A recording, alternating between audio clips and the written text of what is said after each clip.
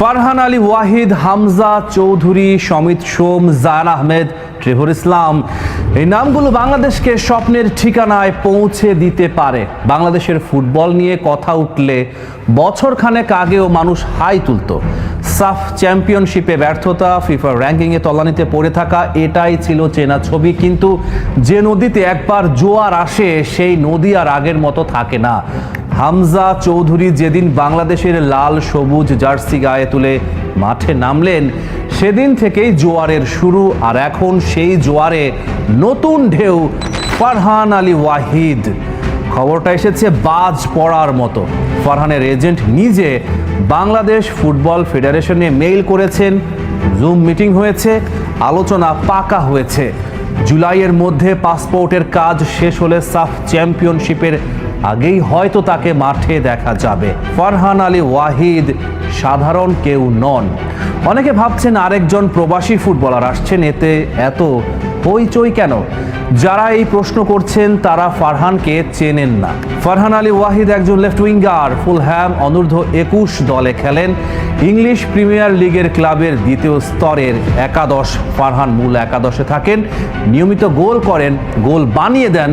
Player of the month পুরস্কার পেয়েছেন একাধিকবার, মৌসুমের সেরা একাদশেও জায়গা পেয়েছেন। বক্সের ভেতরে তিনি যেন বরফের মতো ঠান্ডা, চাপের মুহূর্তে মাথা গরম করেন না, গোল করেন। ইউরোপিয়ান ফুটবলের নিয়মিত খোঁজ খবর যারা রাখেন তারা জানেন এই মানের একজন খেলোয়াড় বাংলাদেশের জার্সিতে খেলা মানে আক্ষরিক অর্থেই খেলার মান এক ধাপ উপরে তোলা। এর আগে পরিবারের পক্ষ থেকে বলা হয়েছিল প্রিমিয়ার লিগের মূল মঞ্চে সুযোগ পাক কিংবা ইংল্যান্ড জাতীয় দলে ডাক আসুক কিনা দেখা যাক, তারপর সিদ্ধান্ত।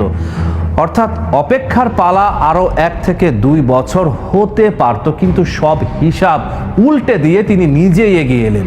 একটা কথা মনে রাখতে হবে, হামজা চৌধুরী না এলে ফারহান আসতেন না। হামজা চৌধুরী যেন একটা প্রতীক। ইংলিশ প্রিমিয়ার লিগে খেলা একজন মিডফিল্ডার যখন বাংলাদেশের হয়ে মাঠে নামলেন, তখন বিশ্বের বাংলাদেশি বংশোদ্ভূত তরুণ ফুটবলারদের মনে একটাই প্রশ্ন জাগলো, আমিও কি পারি?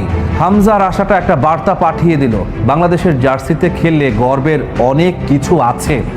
সেই বিশ্বাসের বীজ থেকেই এখন অঙ্কুর বের হচ্ছে একের পর এক। শুধু ফারহান নয়, বাংলাদেশের সামনে একটা পুরো প্রজন্ম অপেক্ষা করছে। ট্রেভর ইসলাম, অ্যাডাম আব্বাস, এদের সঙ্গে আছেন রাকিব, মুরসালিন, যারা নিজেদের প্রমাণ করে চলেছেন।